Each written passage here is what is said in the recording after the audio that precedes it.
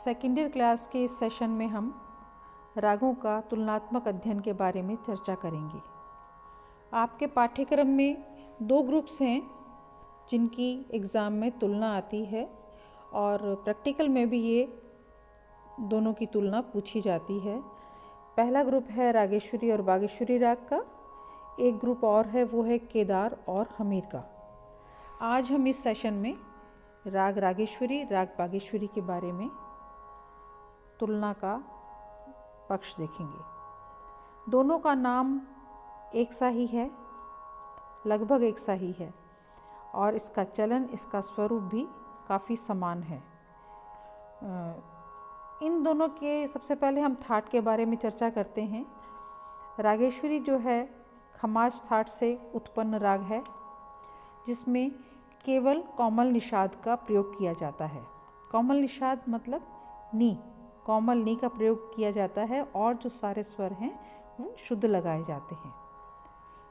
इसके अतिरिक्त बागेश्वरी राग काफ़ी थाट से उत्पन्न माना गया है। उसमें कोमल निषाद लगाया जाता है लेकिन इसके साथ में कोमल गंधार का भी प्रयोग किया जाता है, यानी ग नी कोमल बागेश्वरी में लगाते हैं और रागेश्वरी में सिर्फ कोमल नी लगाया जाता है। रागेश्वरी राग में जो पंचम का प्रयोग है बिल्कुल वर्जित माना गया है। वर्जित स्वर से आप तात्पर्य समझते होंगे कि उस राग में प का प्रयोग नहीं किया जाता है। और आरोह जब गाते हैं तो रे का प्रयोग नहीं होता है, रे वर्जित माना गया है। आरोह का मतलब आप समझ रहे होंगे कि जब राग स्वरों का नीचे से ऊपर का क्रम जाता है तो उसमें रे को नहीं लिया जाता है, ऋषभ स्वर को वर्जित किया जाता है और इसीलिए इसकी जो जाति है ऑडव शाडव मानी गई है। ऑडव शाडव से आप समझ रहे होंगे, ऑडव का मतलब 5 स्वर हैं और शाडव का मतलब है 6 स्वर।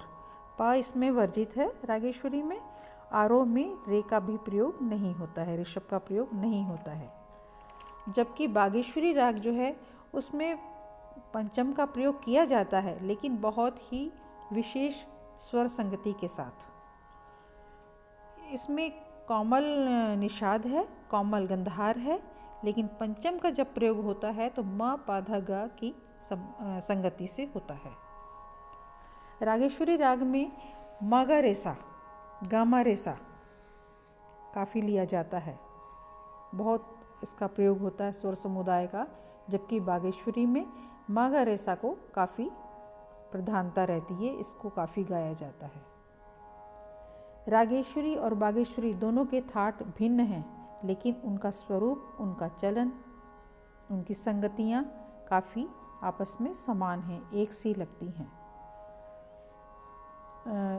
प्रचार में रागेश्वरी राग में कोमल निषाद का प्रयोग है और पंचम वर्जित है, जबकि बागेश्वरी में नी और गा दोनों लगाए जाते हैं कोमल, और पंचम का जो प्रयोग है वो विशेष स्वर संगति जैसा मैंने बताया है, मा पा धा गा की संगति होती है।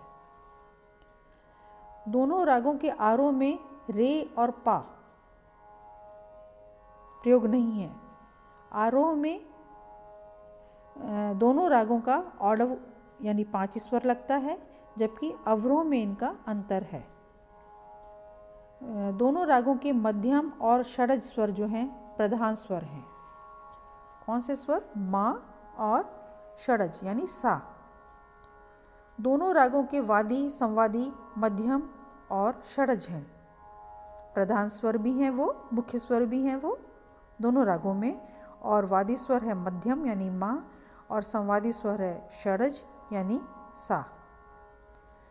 इसके अलावा न्यास स्वर जो है जिसका बहुत ज़्यादा प्रयोग किया जाता है वो है गंधार स्वर। गंधार स्वर बहुत मुख्य स्वर भी है इसका। रागेश्वरी में शुद्ध गंधार लगता है, जबकि बागेश्वरी में कोमल गंधार लिया जाता है। गंधार के बिना इस राग का विस्तार एक तरीके से नहीं हो पाता है। दोनों ही बहुत सुरीले और सुमधुर राग हैं। प्रचार और प्रसार भी इनका काफ़ी है। इसमें बहुत सारी लाइट म्यूज़िक की भी कंपोजिशंस हैं। इन दोनों रागों को गायन का जो समय है वो रात्रि का है, यानी रागेश्वरी और बागेश्वरी दोनों ही रागों को रात्रि का इनका गायन समय है। दोनों रागों में ध मा की जो स्वर संगति है उसका बहुत प्रयोग किया है। जैसे रागेश्वरी में सा नी धा मा, बागेश्वरी में भी सा नी धा मा है, पर जब पंचम का प्रयोग करते हैं तो सा नी ध मा पा धा गा मा गा रे सा लिया जाता है। ये स्वर संगतियाँ दोनों ही रागों में बहुत ही खूबसूरती से ली जाती हैं और इसकी सुंदरता को बढ़ाती हैं गायन में। ये आपको मैंने बता दिया कि पंचम स्वर जो है, जो बहुत बड़ा डिफरेंस है वो गंधार और पंचम का है कि रागेश्वरी में पंचम नहीं है, बागेश्वरी में पंचम विशेष स्वर संगति में लिया जाता है और उसमें केवल गंधार कोमल लगता है बागेश्वरी में, जबकि रागेश्वरी में गंधार शुद्ध लिया जाता है। नी दोनों में कोमल ही लगाए जाते हैं। दोनों रागों बहुत ही सरल हैं। बच्चा क्योंकि ये बहुत सुरीली राग हैं इसलिए इसको जल्दी सीख पाते हैं। इन दोनों रागों के मैं आपको आरोह अवरोह पकड़ गा के बताऊंगी, जिसमें आपको ये राग क्लियर हो जाएंगे दोनों। सारांश यही है कि रागेश्वरी और बागेश्वरी के जो ठाठ हैं वो चाहे अलग हों, लेकिन ये दोनों ही बागेश्वरी अंग से गाए जाते हैं।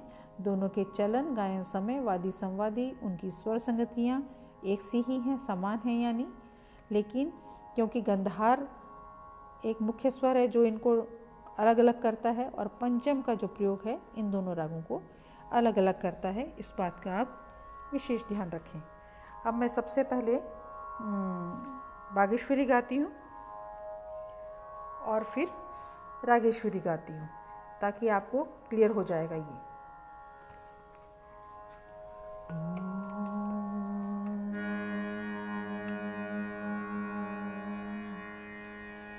सा ने ध ने सा, सा मा गा मा धा। ये गा कोमल था, गा कोमल आते ही क्या हो गया, बागेश्वरी हो गया। गा मा धा नी सा, सा नी धा मा। ये संगति दोनों में ही है। कौन सी? सा नी धा मा, यहाँ तक। मा पा धा गा। ये पंचम की संगति है विशेष बागेश्वरी में। इसको गाते ही ये समझ आ जाता है कि ये बागेश्वरी ही गाई जा रही है। रागेश्वरी में पंचम का प्रयोग वर्जित है। सा नी धा मा, मा पा धा गा मा गा रे सा। अवरोह में क्लियर हो गया। आरोह में कहाँ से क्लियर हुआ था? गंधार से, गा से। गा कोमल लिया गया था बागेश्वरी में। सा ने ध ने सा मा गा रे, गा मा ध नी सा नी धा मा पा धा गा मा गा रे सा। ये हुआ बागेश्वरी जिसमें पंचम का प्रयोग था और कोमल गंधार का प्रयोग था। अब हम आते हैं रागेश्वरी पे। रागेश्वरी में एक स्वर है जो इन दोनों को अलग करता है, वो है गंधार शुद्ध। और रे हम जब चढ़ेंगे स्वर में, आरोह गाएंगे, तब रे नहीं प्रयोग करेंगे। सा गा, ये गा शुद्ध आ गया। सा गा मा ध नी कोमल है, ध नी सा,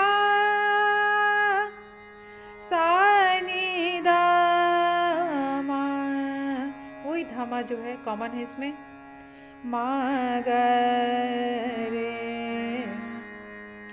सा ग म ध नि सा नि ध म ग म रे सा ध नि सा ग म